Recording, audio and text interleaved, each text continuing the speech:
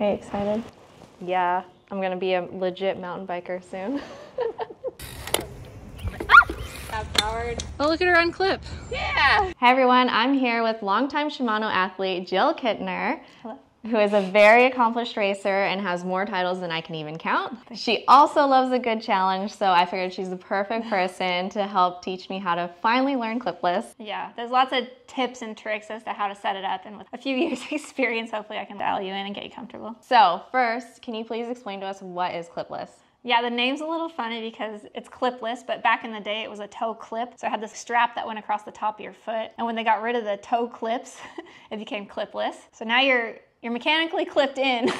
Okay, petition to change the name, but for now it's clipless. So up until this point, I have only ridden flat pedals. Now that I'm finally ready for clipless, I want to know what are the pros and cons for flats versus clipless? There's advantages and disadvantages to both. For every rider, they should start on flats to learn the technique, get comfortable with foot position, and it's easier to take your foot on and off. It's just a little bit less scary, less intimidating. But as you progress with your riding and stuff and you learn how to pressure the bike and move around, there's a lot more advantages to clips. So I think flats up into a point, and then there's special cases where it's more fun to ride flats, but clipless is a more efficient way to ride a bike and it'll help you move forward through terrain. So I think there's a lot more advantages to being clipped in once you get to a certain point than there are disadvantages. So for me, I was always scared of just falling. Yeah. I think that's most people's fear, especially in technical riding.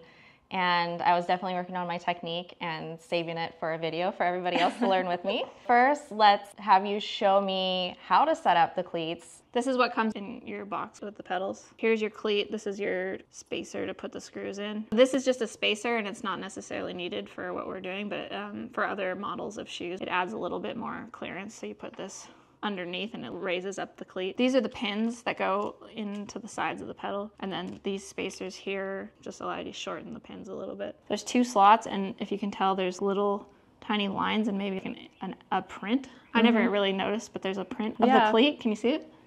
I can. It's like a textured thing. Yeah.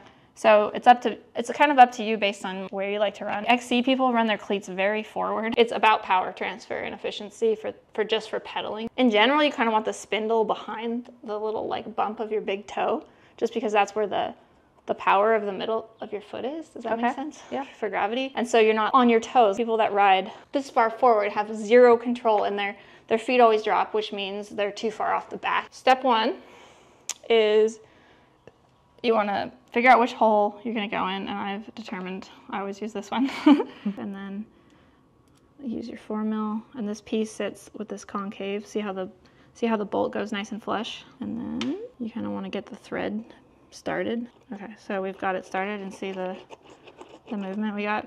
Yeah. So I generally start as centered as I can. Sometimes you can line it up with this as a flush position, or you have these lines. And then look for spacing here. If it's super over here, that'll be a wider cue, and if it's closer here, you'll bring your pedal closer to the crank. Does that make sense? Mm-hmm. It kind of changes how you pedal a little bit. I like centered. With my wider bottom bracket these days with the super boost, I have to run it a little bit closer to the crank. Trying to get it centered and square.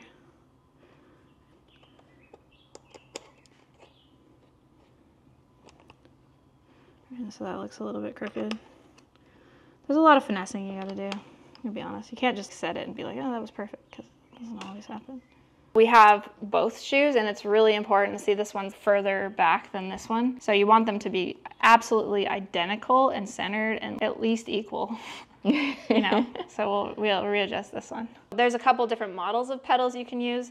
This is an XT Shimano pedal, and this is a Saint. So you can see the difference mainly is in this huge platform, and there's spots for pins, but the mechanics of it are the same. The SPD part of the pedal is exactly the same. Can you explain what SPD is? SPD stands for Shimano Pedaling Dynamics. So they've invented this 30 years ago or something, and it's held the test of time. Okay. Spring-loaded, twist out kind of a setup. So I personally prefer the Saint pedal because of where I live and because I like having a platform for my foot to rest against. This is sort of depends on your shoe. If you have a firmer sole on your shoe, you can transfer pedal more and it's less weight. And some people say stuff about it's thinner, so less pedal strikes, but I've never experienced that myself. So this warning is just telling you to use only Shimano cleats with the Shimano interface. We're gonna start with just putting the pins in. So you just kind of thread them in, get them started, and there's Loctite on it, and then this little Torx tool comes in the packet, And so you have the perfect tool. So I would start by just threading them with this end, and then once you get tighter, you start cranking like that. So a lot of people ask what tension is good, and so I think for beginners who have never done it, looser is better. Stock feels really good for me. For somebody like Brandon with a bigger foot, he goes a little bit more tension just because he has more leverage maybe to clip out. You can see there's a plus and a minus for tension. This is what makes it easier or tighter when clipping in and out. 6. So there's 6 in is stock. So we'll go 1, 2, 3, Okay. 4. So then at least you know where you're at and you can make them both equal, you know? Okay. Always going the wrong way. Am I going the wrong way? There we go. Maybe the easiest, safest way to try it out is to put yourself against the wall, lower your seat, not too low, but, and then just practice right here. And so float is how much wiggle room there is laterally. Different models have different. Frank Brothers has a cleat. You can swap it to the other feet and you get more or less float. Shimano's got its good amount of float and it's like totally fine. But see, the motion is like up and away. Up and away. Yeah. So this takes a little bit of practice and muscle memory.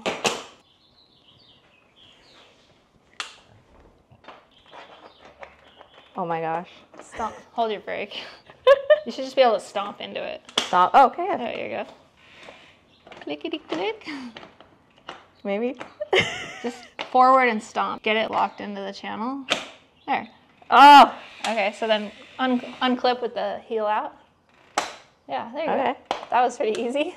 Yeah. So I have 0 muscle memory right now. Try this. Yeah, that was good.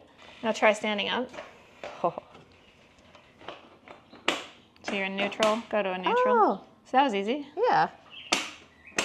Okay. It's getting easier. So we've loosened the tension all the way open. Okay. So it's in the easiest, less tension on the spring. On both sides, you gotta make sure you get both of those. And so like good way to practice is just... Obviously I've done this a million times, right? That's the move.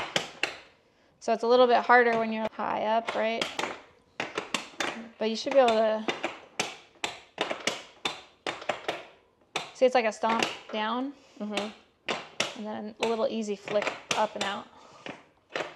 So that's the move you got to practice and get muscle memory for. Yeah. And our next step is grass, maybe. So you don't have to be scared. Okay. Now we're gonna do some real life drills. First, I need elbow pads in case I fall. I actually suggested she gets elbow pads because of the fear factor. That'll lessen the blow if anything does happen. So you got elbow pads, helmet, knee pads, fresh clips. I think she'll be fine though. You ready to roll around in the grass a little bit? Yeah. I think maybe unclip before you come to a stop so that you're ready, and then so you have a little bit of momentum and you're not gonna fall over. Unclip before you stop and then look and land with your foot. Okay. Just practice as you pedal.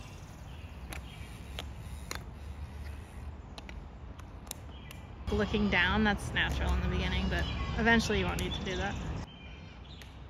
Try and keep your eyes up if you can. Okay, I'll try to come to a stop. Oh, wait, that's too slow. Okay, so you're gonna, there you go. How hard do you think it is to unclip? Not too hard? It's not too hard. I just think if I got in a panicky situation, that's when it would be hard. So, and Should I jump out and scare you?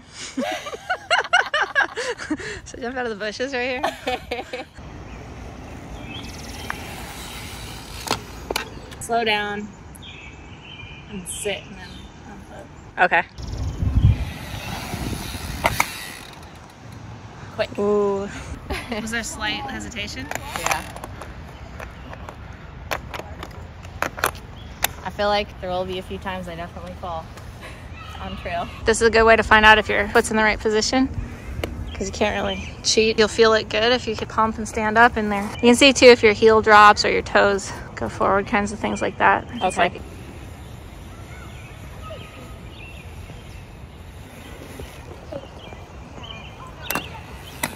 oh, she got it. Show me how to do it, Jill. Generally have one foot down and then unclip with just one foot. Okay. Looks like you're kind of doing both at the same time. Yeah. The panic arises with like this. Yeah. Stop. Clamp. Oh, okay. Stop.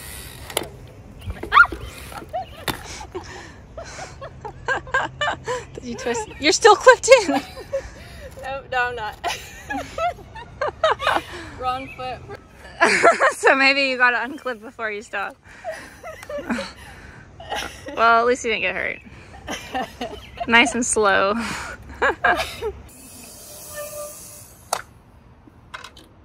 So it does help to have your seat low, because I feel like whenever your seat's high, your center of gravity is a lot taller.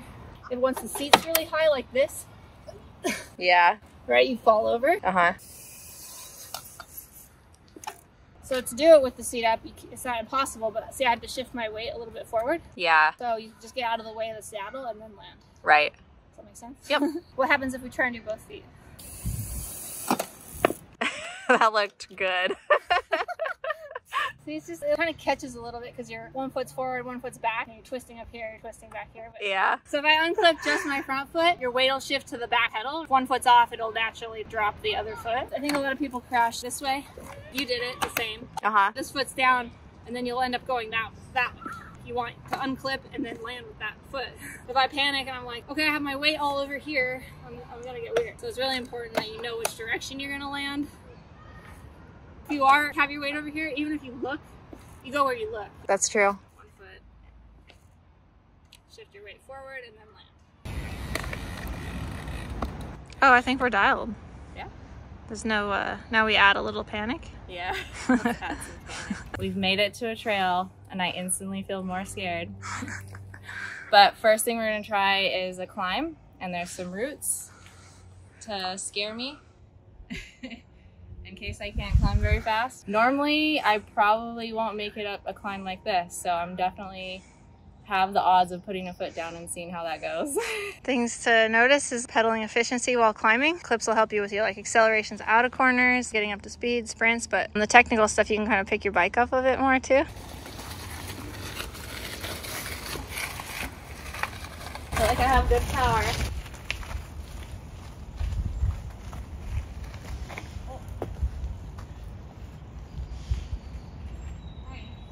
April, what do you think? I'm so uncomfortable. It's funny. It's a little harder this section. It's kind of wet too. Okay. Oh, that was easy. Yeah, powered. Oh, look at her unclip. Yeah. I'm just scared if I go this way. To the right? That lake feels really awkward right now. Your first downhill trail. Yeah. How are you feeling? Clip's been so good so far. Doing okay. I haven't gone at speed yet, and I do feel super uncomfortable still.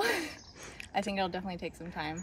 It's about the unclipping. Yeah, just being clipped in. But how does it feel being connected? I feel like I have some more power on some of the techie climbs, a little bit more punch. Climbing up a really slow gravel road right now, I was getting nervous as I was really slow because I was like, can I clip out fast enough if I'm going this slow and I need to put my foot down? But it's just more motivation to not stop. We've been practicing a ton of stops too. Yeah.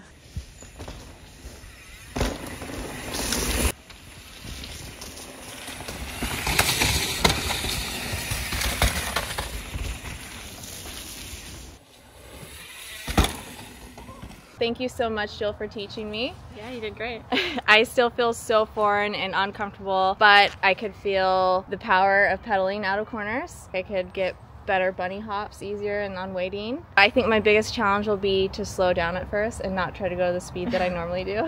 It wasn't as scary as you thought either, was it? Not quite as scary, but I didn't get into anything super steep, super technical. We stayed pretty mellow. I think it just gets better. Yeah, I feel like going downhill, I was like, okay, I can see this, but it'll just definitely take practice. Yeah, the muscle memory. Uh-huh. And then we discovered from your surfing that your back foot is a little tweaked, maybe just biomechanically. So it's really important to set it up correctly from the beginning so that you don't get knee pain or weird back issues or anything. I think I'll definitely look into getting a fitting at a bike shop. Yeah, bike fits are good. Thank you so much, and I hope everybody learned something from this, or at least got some entertainment, and I'll see you next time. All right, thanks guys.